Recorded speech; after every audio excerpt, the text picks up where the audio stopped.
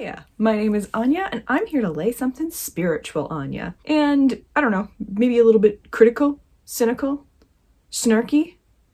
Can I lay something snarky on people? So what I want to talk about today, and it's actually something I'm doing a little bit unscripted. This is a little bit scary for me because if I don't have a script, oh boys and girls, can I go off on tangents. Man, I do that even with a script, so I don't know why I'm worried about it. But we're gonna talk anyway. Today, I want to talk about tarot, which, why is that special? I've done that on plenty of other videos. But I want to talk about what tarot is and what it can be and what it can do for you. I want to talk about the magic and wonder and awesomeness of tarot, but also talk about why people shouldn't be afraid of tarot. Because oh my goodness, are people afraid of tarot? And it's insane to me. Like, we're talking about cards with pictures on them, and people are just downright afraid of them. Like, there's something evil about them, there's something bad about them, and oh no, we gotta keep away from them. And I'm like, are you scared of greeting cards too? Are you scared of playing cards? Like, no one has a fear of these, and yet people can read tarot on decks of playing cards. So why this added extra fear around tarot? I don't get it. So let's demystify tarot, but also talk about what the actual magic within tarot really is and what it can be for us. And yes, I'm bouncing because I am excited. I'm excited about it because I love tarot. Tarot has been such a great and awesome journey for me, and I would love it to be that way for other people too. So let me talk about what it actually is and why we shouldn't be afraid of it. Plain and simply, basic. Tarot cards. They are cards. They are pieces of paper with pictures on them. They are not evil.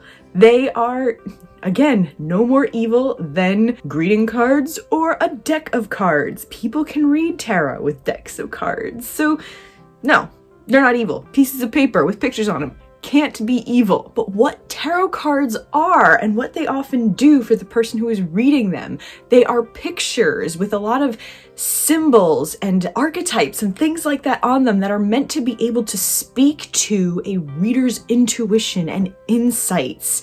That's the magic of tarot. Tarot has this imagery that's meant to help us connect to our own inner guidance and wisdom and put together stories based on what we're seeing in those cards. So that's the magic that people refer to within tarot. They are essentially looking at the cards and how they're laid out and writing a story that their intuition is pulling from the cards and the symbols and imagery on it.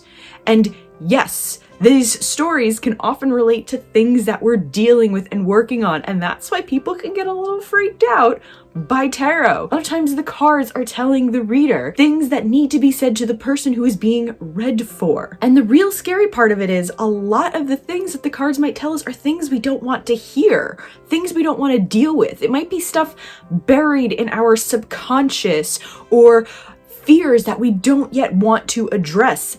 That is the real fear that comes from tarot, because tarot can call you out on your crap.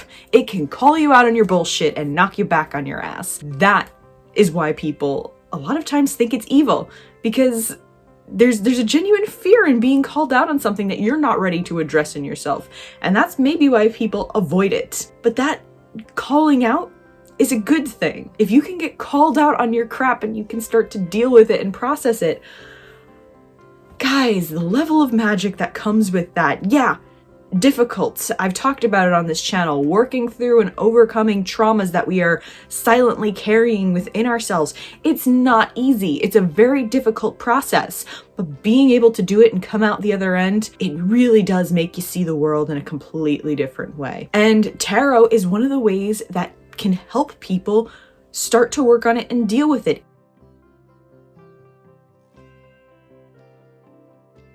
Again, this is something that I think is super good and great and beneficial for anyone to do, but it is also incredibly difficult and it can be very triggering. So as much as I think everyone in the world should be doing it and being aware of their own personal traumas and triggers and conflicts and issues, I also need to put a disclaimer of some kind on here that proceed with caution. Because when you start doing trauma work or shadow work, as we sometimes call it, it's gonna make a lot of feelings and conflicts arise, stuff that you might not have known has been buried inside you for a long time. So proceed with caution if you use tarot for this. And that is the type of tarot readings that I think really freak people out when, in a sense, the cards call them out on their bullshit and either they address it or they continue going on and ignoring it. As many people might get freaked out by that or not like it, I think that is probably the type of tarot readings that really have helped me the best in terms of digging into myself and the conflicts that I'm dealing with, and then me actively choosing to deal with it. And for me, dealing with it a lot of times deals with a lot of like journaling and writing things down and digging into the thoughts in my head and where did they come from? Where did these beliefs and ideas originate from? That has been such a great help to me in my life. And I really think that's helped me become a better person overall. Even if you're reading tarot for some very basic or silly things, you know, in the tarot community, we might poke fun at the person who's like, oh no, is that person gonna come back to me? And oh, he was my soulmate, or she was my twin flame, you know, all the little buzzwords in the spirituality world. We might look at that and go, I mean, the cards are saying they're not coming back, but maybe, do you actually want them to come back? You might be feeling this way now, but was it really something that benefited you? Was it a good thing? Was it a good relationship? Maybe this is an opportunity to go find something better, or go find yourself and what you need in the world, rather than focusing on this relationship that maybe wasn't doing anything for you. That is the stuff in a tarot reading that might come up that you don't want to hear, but it might be, if you were to dig down into yourself, you might find that there's a lot of truth to it. That's the ugly side of it. That's the side no one likes. But it is really a genuine good thing to be able to be called out on that. That's why for a lot of tarot readers, their tarot cards are their best friends, because the cards will call you out on stuff that you might not want to deal with. And the tarot cards will tell you, well, you want to get better? You want to overcome? You want to move forward?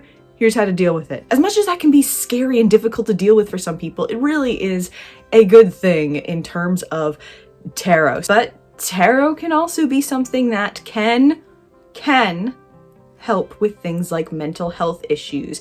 And here is another disclaimer. Please, please, please do not take this video or anything I say here as a way of saying that you should be utilizing tarot or runes or any sort of divination as a sole way to deal with mental health issues and conflicts. That is not what I'm saying here.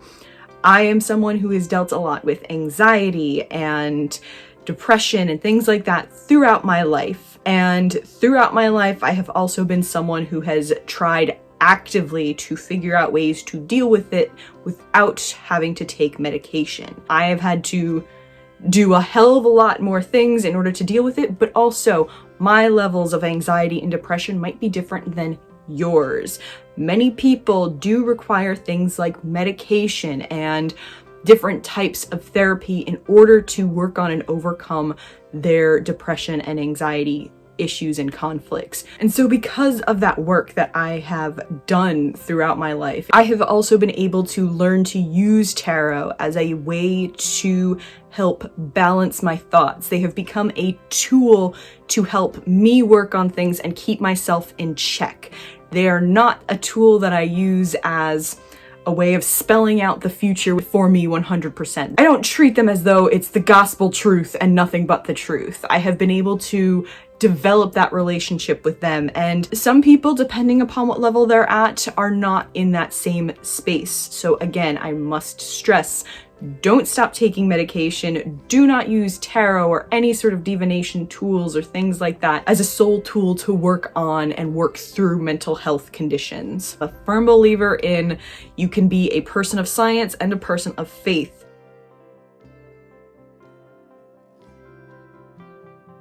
tarot is something that I have been able to pull out the cards in order to gain a different perspective and gain new insights into things. If I'm, say, anxious about a friendship of mine, I haven't heard from a friend in a while, and oh no, is something wrong? Do they hate me? Have I done something? Oh no. You get so caught up in the own cycles of your own crazy, insane thoughts that are happening in your head that it can become hard on your own to come back to yourself and say, no, maybe there's something going on with that person that they're dealing with.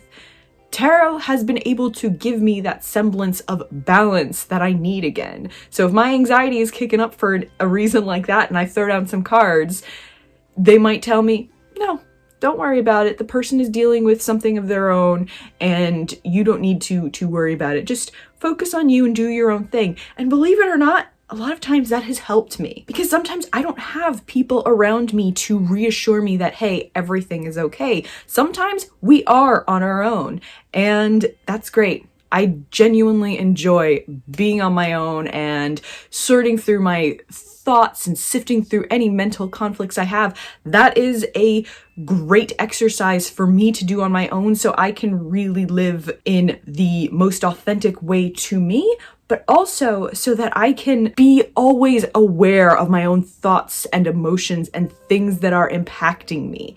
So I love being on my own and being able to sort through those things. But in times where I could use someone to help me sort through my thoughts and I don't have anyone present, the cards have been able to help me. There's something on my mind and maybe I can't dig into it. Having the cards there as sort of an objective conversationalist in a way that I can put them down and look at them and see what the cards are telling me beyond just, my own thoughts. When I dig into my intuition, what am I really seeing and visualizing here? What's the story that's coming up? That can often help bring to the surface whatever it is I'm trying to work through and deal with. I do not want to encourage anyone who is taking medication for conditions like this to stop taking medications and use tarot for that. That is not healthy, and there are so many different types and levels of anxiety and depression and different mental health issues. Keep taking your medication if you're on it and be aware of yourself. So again, I stress that while I have used these things, they're always in a semblance of balance, checking in with myself and helping me work through them. I've also utilized things like journaling and therapy. I've used a combination of things, but I firmly believe that people need to be aware of themselves and the things that they're dealing with before they can start using tools like tarot or runes for any sort of mental health check-ins. Otherwise, we start relying on tarot as a thing to tell us the future and what's going on and all that stuff. We become reliant on it, and we don't want that. Tarot, to me, is not something that can be treated in such a way.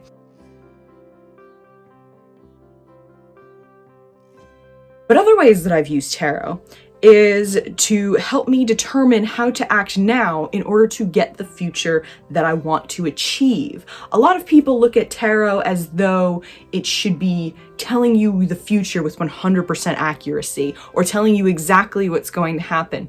To me, that's not the case. To me, if someone is doing a tarot card reading for you and they tell you this thing is going to happen and you need to do this, then I would start questioning what happened to your free will. Your future, to me, is always in flux, and it depends on what we are doing here in the present to achieve the future that we want. That's how I look at tarot cards and readings when I'm doing them for other people. When other people are asking me, what should I do? Did I make the right choice? How do I achieve this thing? That's what I look for in the cards.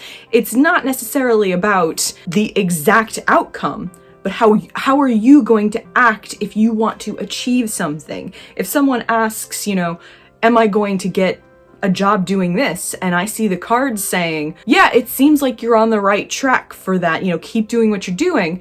And then all of a sudden that person stops applying for jobs. Well, then they've changed something in their own process that has affected the outcome. And that to me is a benefit of tarot. It's about figuring out what you need to do here and now in the present to build the future that you want. That is another great benefit of tarot.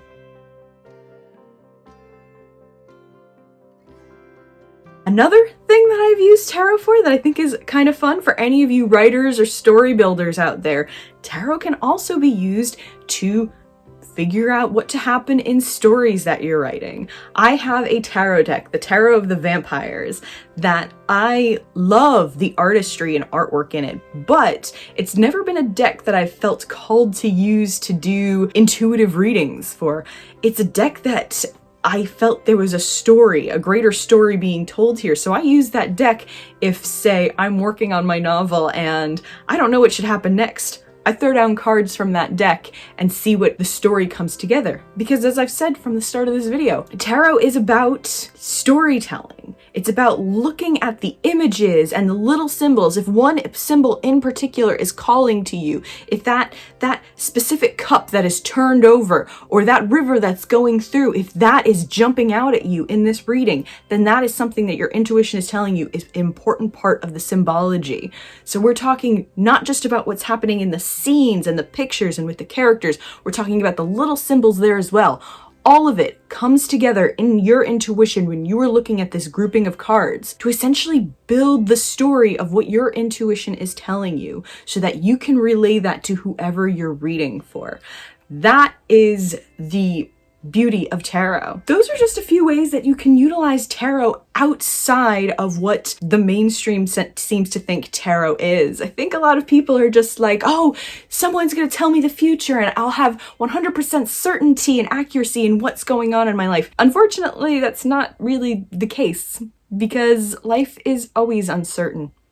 There's always going to be choices to make and decisions to think about, and that's part of the beauty of life. As much as we can all feel a little about uncertainty, that's how we figure out how to build the life that we want. And that to me is a greater benefit of the tarot. So I hope you've gotten something from this. Yeah, I hope you've gotten something from this. And I hope it gives you something to think about the next time you're considering getting a tarot reading.